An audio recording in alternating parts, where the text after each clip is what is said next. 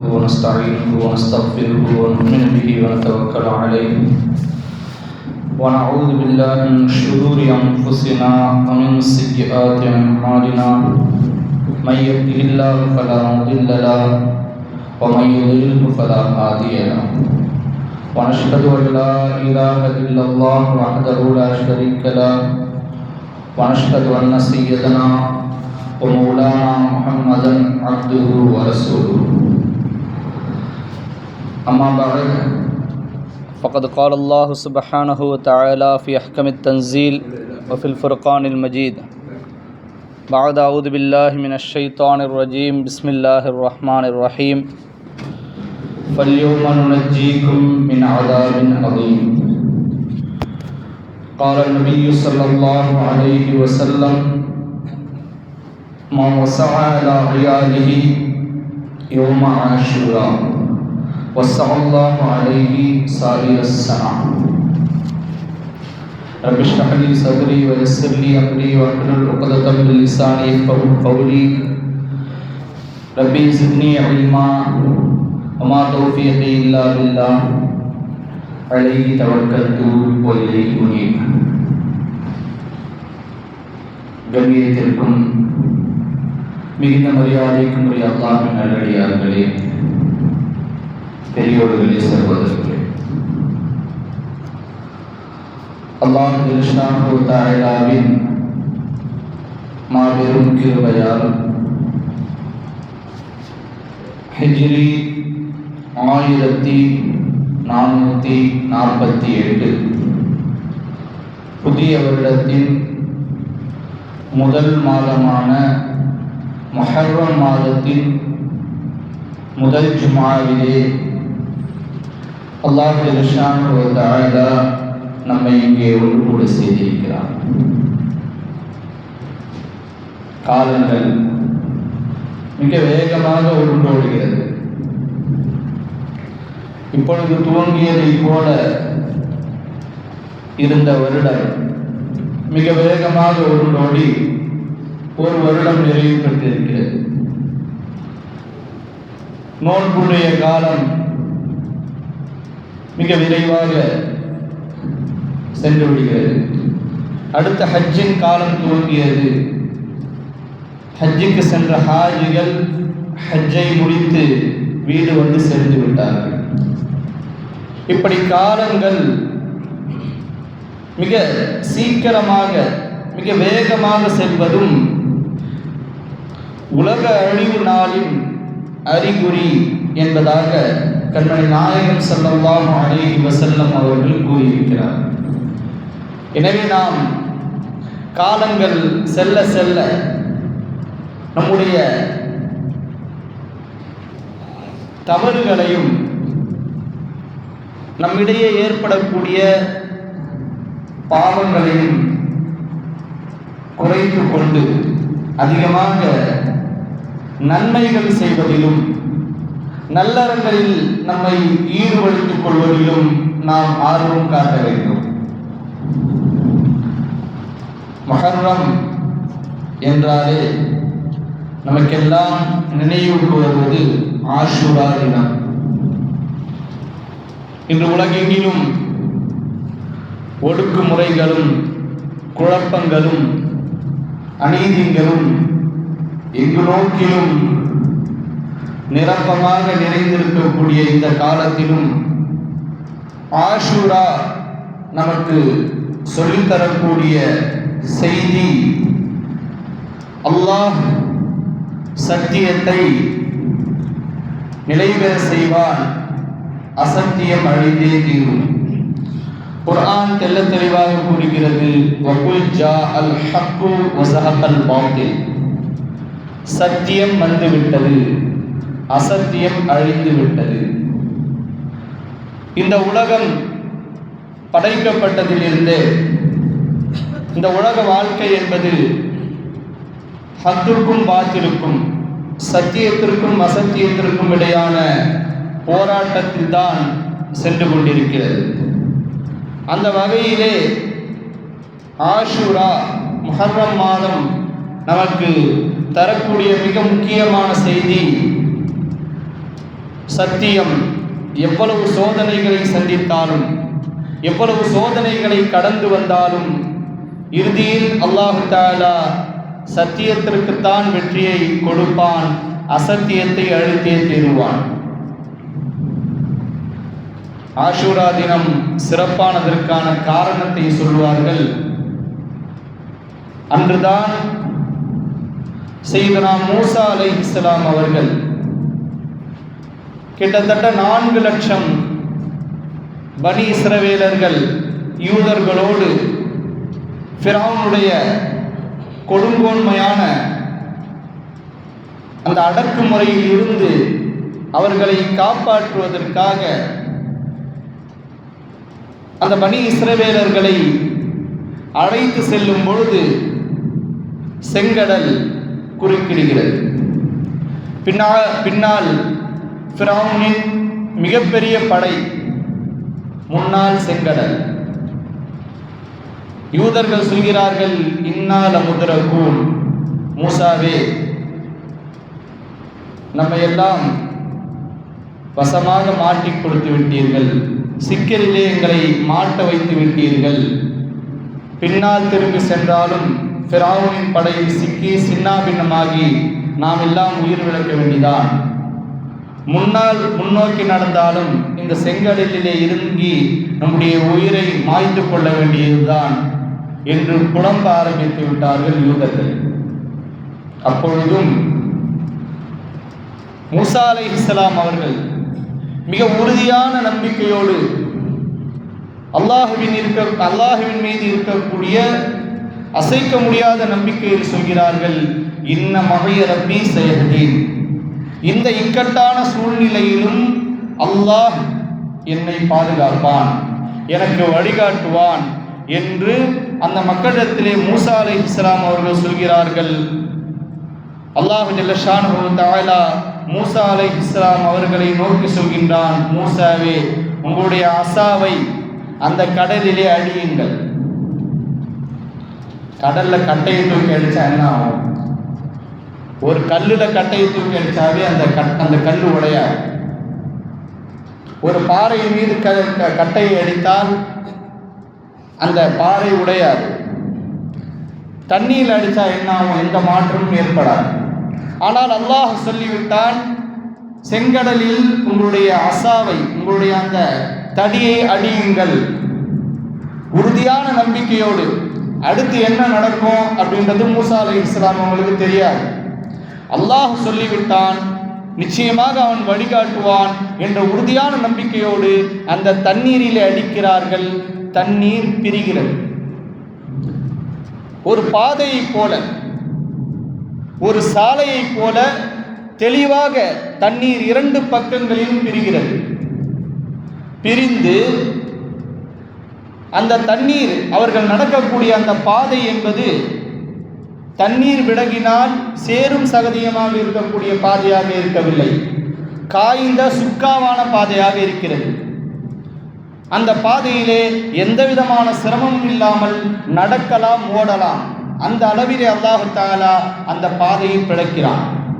மூசா அலைஹிஸ்ஸலாம் அவர்கள் உறுதியான நம்பிக்கையோடு அடிக்கிறார்கள். அந்த பாதையை 12 பாதைகளாக பிரிகிறது. 12 கோத்திரத்தவர்கள் அந்த 12 பாதைகளிலும் பிரிந்து சென்றார்கள் என்று குர்ஆன் பதிவு செய்கிறது. இந்த மகத்தான சரித்திர நிகழ்வு, மகத்தான ஒரு சாதனை நிகழ்ந்த தினம் இந்த ஆஷூராவின் தினம். இது வரக்கூடிய ஜும்ஆவினுடைய தினம் ஆஷூரா தினம்.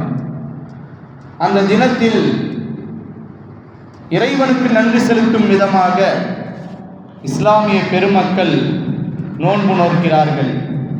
சத்தியத்திற்கும் அசத்தியத்திற்கும் இடையிலே நடந்த அந்த நிகழ்வில் அல்லாஹ் தஆலா சத்தியத்திற்கு மிகப்பெரிய பலத்தையும் அசத்தியத்தையும் அழித்து காட்டினான். அதனால் நன்றி செலுத்துவதற்காக இஸ்லாமிய பெருமக்கள் அனைவரும் நோன்பு நோக்கிறார்கள். அன்னை ஆயிஷா ரலியல்லாஹு அன்ஹா அவர்கள் சொல்கிறார்கள், இஸ்லாம் வருவதற்கு முன்னால் இருந்தே அந்த தினத்திலே நோன்பு நோக்கக்கூடிய வழமை அரபுகளிடத்திலே இருந்தது.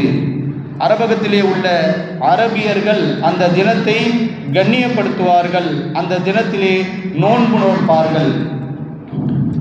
நபி ஸல்லல்லாஹு அலைஹி வஸல்லம் அவர்கள் வந்ததற்கு பின்னால் நபி ஸல்லல்லாஹு அலைஹி வஸல்லம் அவர்கள் ரமலானுடைய மாதம் கடமையாகும் வரை ஆஷூரா தினத்தில் நோன்பு நோற்பதை பரலாக வைத்திருந்தார்கள். அதற்கு பின்னால் நாயகம் ஸல்லல்லாஹு அலைஹி வஸல்லம் அவர்கள் சொன்னார்கள், மன் ஷாஅ ஃபல்யஸும் வ மன் ஷாஅ ஃபல்யுஃப்திர். ஆஷூரா நாளில் நோன்பு நோற்பது சுன்னத். எனவே ஆஷூரா நாளில் நினைத்தவர்கள் நோன்பு நோட்டுக் கொள்ளட்டும், முடியாதவர்கள் நோன்பை விட்டுவிடலாம் என்று நபி ஸல்லல்லாஹு அலைஹி வஸல்லம் அவர்கள் கூறுகிறார்கள். கானு யஸூமூன ஆஷூரா கப்ல அன் யுஃப்ரர ரமலான். ரமலானுடைய நோன்பு கடமையாகுவதற்கு முன்னால் ஆஷூரா தினத்திலே நோன்பு நோற்பதை அரபுகள் வழமையாக வைத்திருந்தார்கள். வகான யௌமன் துஸ்தரு ஃபீஹில் கஅபா. இன்னொரு வழமையும் அரபுகளிடத்திலே இருக்கின்றது. காபாவில் போர்த்தப்பட்டிருக்கக்கூடிய அந்த திரை, அந்த கிஸ்வாவை மாற்றக்கூடிய வழமை நாயகம் ஸல்லல்லாஹு அலைஹி வஸல்லம் அவர்கள் வருவதற்கு முன்னால் இருந்து அரபியர்களிடத்திலே அந்த நாளை கண்ணியப்படுத்தும் விதமாக, ஆஷூரா தினத்தை சங்கைப்படுத்தும் விதமாக காபத்துல்லாஹ்விலே உள்ள கிஸ்வா துணியை மாற்றக்கூடிய வழமை அரபுகளிடத்திலே இருந்தது. அந்த வழமை நாயகம் ஸல்லல்லாஹு அலைஹி வஸல்லம் அவருடைய காலத்திலும் தொடர்ந்தது. இன்று வரை ஆஷூரா தினத்திலே கிஸ்வா துணி, காபத்துல்லாஹின் மீது போர்த்தப்பட்டு இருக்கக்கூடிய அந்த கருப்பு திரை மாற்றப்படுகிறது. இந்த நாளுக்கான சிறப்பாக இருக்கிறது. அல்லாஹ் ஜல்ல ஷானுஹு வ தஆலா இந்த ஆஷூரா தினத்திலே பல்வேறு நபிமார்களுக்கு கிருபையை செய்தான். மூசா அலைஹிஸ்ஸலாம் அவர்களுக்கு மிகப்பெரிய அற்புதமாக 12 பாதைகளாக செங்கடலை பிளக்கச் செய்தான். அதே தண்ணீரிலே ஃபிரௌனுடைய படையும் மூழ்கடித்து அல்லாஹ் தஆலா அவர்களை அழித்தான் என்ற வரலாறை குர்ஆன் பதிவு செய்கிறது. அது மட்டுமல்லாமல் 10 நபிமார்களுக்கு அல்லாஹ் தஆலா 10 விதமான அருளை பொழிந்ததும் ரஹமத்தை பொழிந்ததும் இந்த நாளில்தான். முதலாவது சையதுனா ஆதம் அலைஹிஸ்ஸலாம் அவர்கள் சுவனத்தில் இருந்து உலகத்திற்கு அனுப்பப்பட்டதில் இருந்து அல்லாஹு தஆலாவின் இடத்திலே மனமுருகி தௌபா செய்து கொண்டிருக்கிறார்கள். அவர்களின் தௌபாவை அல்லாஹு தஆலா ஒரு கட்டத்திலே காபத்துல்லாஹில் வைத்து ஏற்றுக்கொள்கிறான். ஆதம் அலைஹிஸ்ஸலாம் அவர்களின் தௌபா ஏற்றுக்கொள்ளப்பட்ட தினம் இந்த ஆஷூராவின் தினம். இத்ரீஸ் அலைஹிஸ்ஸலாம் அவர்களுக்கு அல்லாஹ் ஜல்ல ஷானுஹு தஆலா அந்தஸ்தை உயர்த்தினோம், அவர்களுக்கு மிகப்பெரிய கிருபை செய்தோம் என்று குர்ஆனிலே பதிவு செய்கிறான். இத்ரீஸ் அலைஹிஸ்ஸலாம் அவர்களின் அந்தஸ்து உயர்ந்த தினம் இந்த தினம். நூஹ் அலைஹிஸ்ஸலாம் அவர்களுடைய காலத்திலே மிகப்பெரிய வெள்ளப்பெருளையும் ஏற்படுகிறது. உலகம் முழுவதும் அல்லாஹ் ஜல்ல ஷானுஹு தஆலா ஒரு காஃபிர்கள் கூட இல்லாத அளவுக்கு நீரிலே மூழ்கடித்து அவர்களை அனைவரையும் அழித்தான். நூஹ் அலைஹிஸ்ஸலாம் அவர்களையும் அவர்களோடு ஈமான் கொண்டவர்களையும் அல்லாஹ் ஜல்ல ஷானுஹு தஆலா ஒரு கப்பலிலே பாதுகாத்தான். 40 தினங்கள் அந்த கப்பல் உலகையே சுற்றி வருகிறது. 40வது தினத்திலே ஜூதி என்கிற மலையில் அந்த கப்பல் தரை தட்டி நிற்கிறது. அப்படி கரை தட்டி நின்ற அந்த தினம் இந்த ஆஷூராவின் தினம். அதே போன்று சையதுனா இப்ராஹிம் அலைஹிஸ்ஸலாம் அவர்கள் பிறந்ததும், இப்ராஹிம் அலைஹிஸ்ஸலாம் அவர்களுக்கு ஹலீலுல்லாஹ் அல்லாஹ்வின் தோழர் என்கிற பட்டம் கிடைத்ததும், நெருப்பு குண்டத்தில் நம்ரூத் என்கிற கொடுங்கோல மன்னனால் போடப்படும் பொழுது அவர்களை அல்லாஹ் தஆலா பாதுகாத்ததும் இதே ஆஷூரா தினத்தில் தான். அல்லாஹ் ஜல்ல ஷானுஹு தஆலா தாவூத் அலைஹிஸ்ஸலாம் அவர்களை குறித்து சொல்லும் பொழுது இன்னஹு கான தவ்வாபா, அல்லாஹ்விடத்தில் அதிகம் பாவ மன்னிப்பை தேடக்கூடியவர். இன்னஹு கான அவ்வாப் என்று சொல்கின்றான். அதிகம் தௌபா செய்யக்கூடியவர் தாவூத் அலைஹிஸ்ஸலாம். அதிகமாக ஷுக்ர் நன்றி செலுத்தக்கூடிய நபிமார்களில் அதிகம் நன்றி செலுத்தக்கூடியவர். கான் ஷக்கூரா அபுதன் ஷக்கூரா என்று அல்லாஹ் தாவூத் அலைஹிஸ்ஸலாம் அவர்களை பதிவு செய்கிறான். அல்லாஹுவை அதிகம் நன்றி செலுத்துபவரும் அல்லாஹ்விடத்திலே அதிகம் பாவ மன்னிப்பு தேடக்கூடியவரும் சையதுனா தாவூத் அலைஹிஸ்ஸலாம் அவர்களின் தௌபாவை ஏற்றுக்கொண்டதும் இதே ஆஷூராவின் தினத்தில்தான். சையதுனா ஈசா அலைஹிஸ்ஸலாம் அவர்கள் வானுலகிற்கு உயர்த்தப்பட்டதும், ஹஜ்ரத் மூசா அலைஹிஸ்ஸலாம் அவர்களை ஃபிரௌனின் கொடுங்கோன்மையிலிருந்து பாதுகாத்து செங்கடல் பிளக்கப்பட்டதும் அதிலிருந்து பாதுகாத்ததும் அல்லாஹ் ஜல்லஷானஹு வ தஆலா இதே நாளில் யூனுஸ் அலைஹிஸ்ஸலாம் என்ற நபியை அல்லாஹ் ஜல்லஷானஹு வ தஆலா ஒரு 40 தினங்கள் மீனின் வயிற்றிலே, மீன் அவர்களை விழுங்கி விடுகிறது. மீனின் வயிற்றிலே லா இலாஹ இல்லா அன்த சுப்ஹானக இன்னி குன்து மினல் ஸாலிமீன் என்ற திக்ரை அவர்கள் செய்து கொண்டே இருக்கின்றார்கள். அந்த திக்ரின் பலனால் அவர்களை அல்லாஹ் தஆலா அந்த மீனின் வயிற்றிலிருந்து காப்பாற்றுகிறார். அந்த மீனின் வயிற்றிலிருந்து வெளிவந்த தினம் இந்த ஆஷூரா தினம். அதே போன்று சுலைமான் அலைஹிஸ்ஸலாம் அவர்களுக்கு உலக ஆட்சியை வழங்கியதும் ஒரு அறிவிப்பின்படி கண்மணி நாயகம் ஸல்லல்லாஹு அலைஹி வஸல்லம் அவர்கள் பிறந்ததும் இதே ஆஷூரா தினத்தில் தான். நாயகம் ஸல்லல்லாஹு அலைஹி வஸல்லம் அவர்கள் ஒரு ஹதீஸிலே கூறினார்கள், ஆஷூரா தினத்தில் தான், ஒரு வெள்ளிக்கிழமையில் தான் இந்த உலகம் அழியும். உலக அழிவு நாள் ஏற்படுவதும் இதே ஆஷூரா தினத்தில் தான். இப்படி வரலாற்றில் சிறப்பு வாய்ந்த பல நிகழ்வுகளை அல்லாஹு தஆலா நிகழ்த்தி காட்டியது இதே ஆஷூரா தினத்தில் தான்.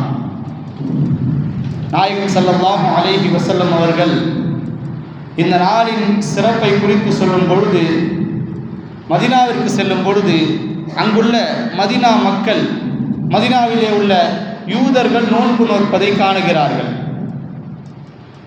நபி ஸல்லல்லாஹு அலைஹி வஸல்லம் அவர்கள் அந்த யூதர்களிடத்திலே கேட்கின்றார்கள், ஏன் இந்த நாளிலே நீங்கள் நோன்பு நோக்கிறீர்கள்? அப்பொழுது அந்த யூதர்கள் சொல்கிறார்கள், எங்களுடைய தூதர், எங்களுக்காக அல்லாஹ் தஆலா அனுப்பிய நபி மூசா அலைஹிஸ்ஸலாம் அவர்கள் எங்களுடைய சமூகத்தை பாதுகாப்பதற்காக ஃபிரௌனுடைய கொடுங்கோன்மையில் இருந்து கூட்டிச் சென்றதும், அல்லாஹ் தஆலா கடலை பிளந்து எங்களுடைய சமுதாயத்தை பாதுகாத்ததும், ஃபிரௌனை அழித்ததும் இந்த நாளில்தான்.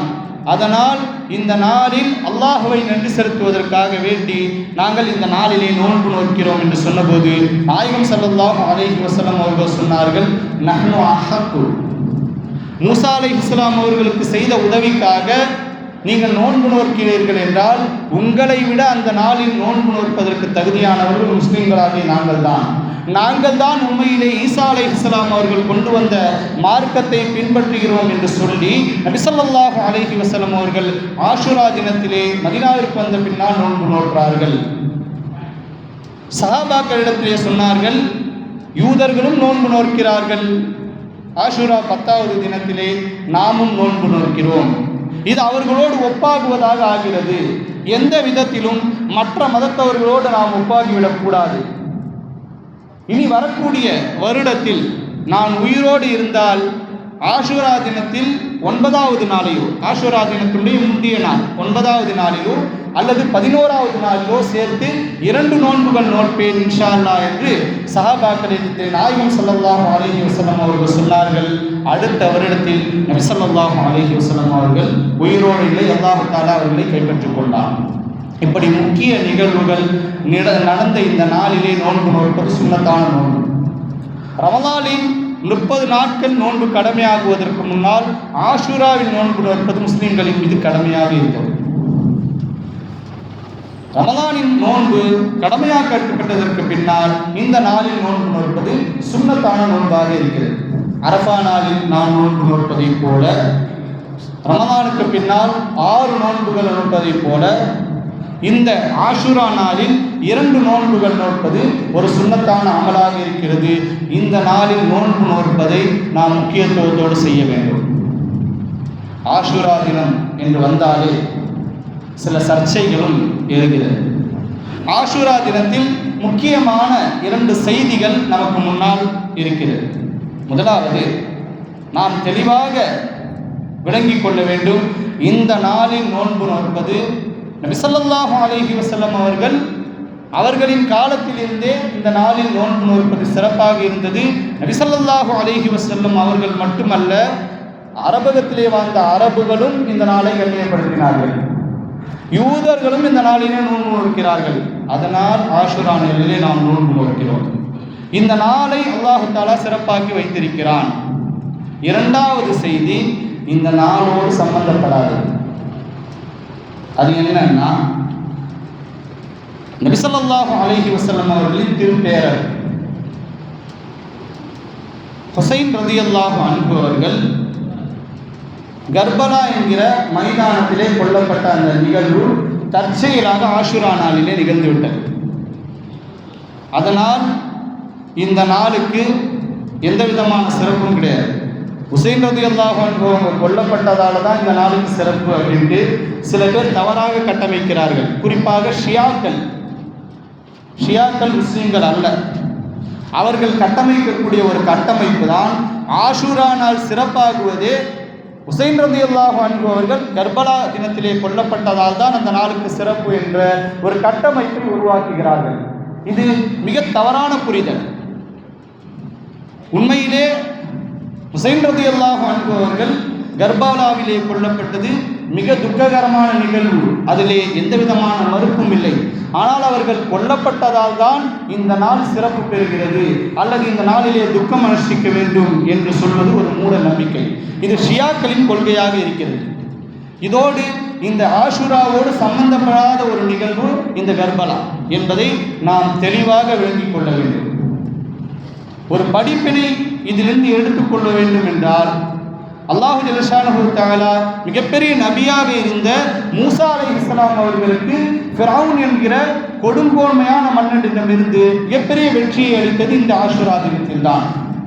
சில நேரங்களில் சத்தியத்திற்கும் சோதனை கொடுப்பான் என்பதற்கு ஒரு உதாரணம் செய்தனா ஹுசைன் ரலியல்லாஹு அன்ஹு அவர்கள் இதே தினத்தில் கொல்லப்பட்டது என்பதை ஒரு படிப்பினையாக எடுத்துக்கொள்ளலாமே தவிர, ஆஷுரா தினத்தோடு ஹுசைன் ரலியல்லாஹு அன்ஹு அவர்களின் இந்த ஷஹாதத்தை, அவர்களுடைய உயிர் தியாகத்தை முடிச்சிட்டு பேசுவது இஸ்லாத்திற்கும் அதற்கும் எந்த விதமான சம்பந்தமும் இல்லை என்பதை நாம் தெளிவாக விளங்கிக் கொள்ள வேண்டும். இன்னும் சொல்ல போனால், கர்பலா என்கிற அந்த போர் அதற்கு எந்த விதமான மதிப்பும் கிடையாது.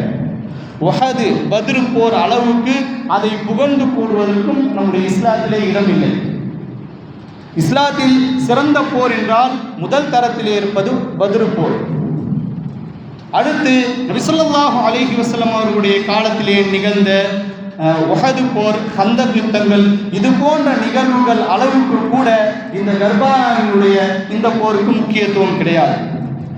இந்த நிகழ்வை ஒரு இஸ்லாமிய ஒரு சம்பிரதாயம் போல கட்டமைக்கக்கூடியவர்கள் ஷியாக்கள்.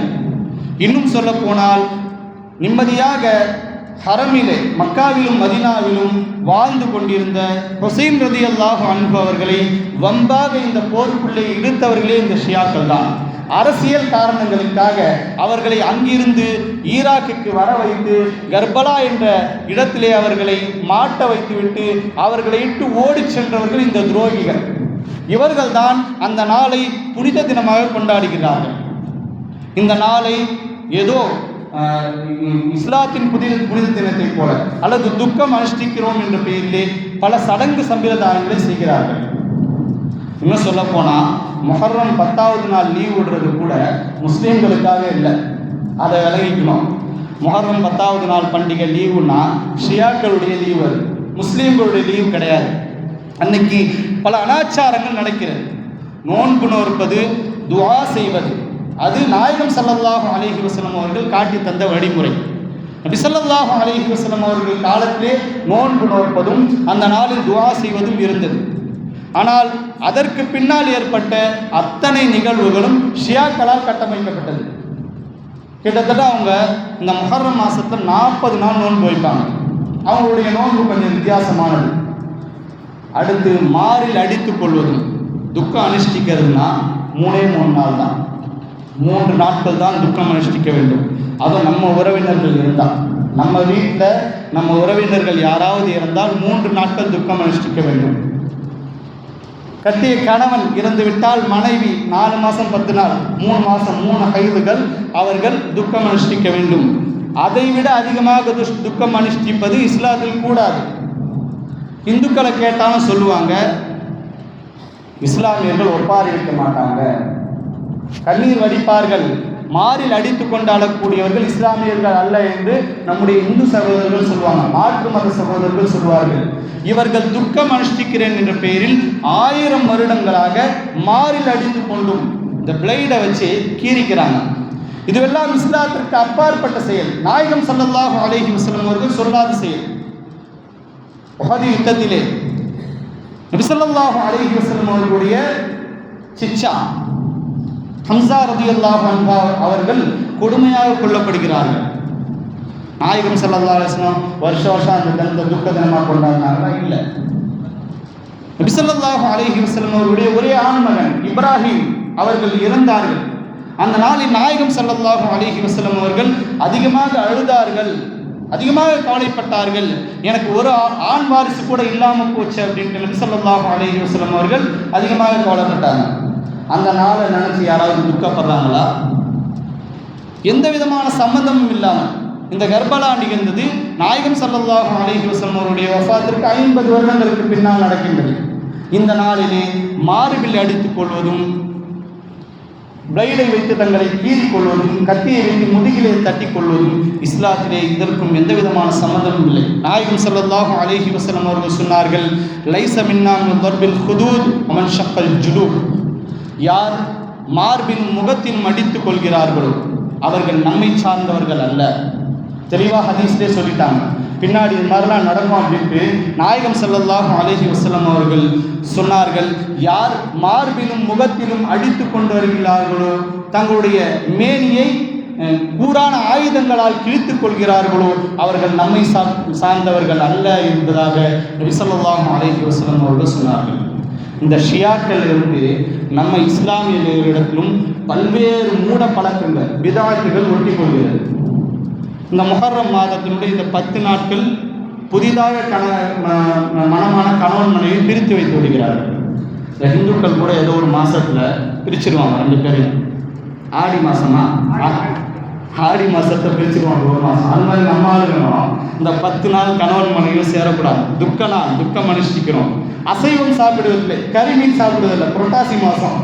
புரட்டாசி மாதம் மாதிரி முஹர்ரம் 10 நாள் கறிமீன் சாப்பிட்றது, பஞ்சா எடுக்கிறாங்க.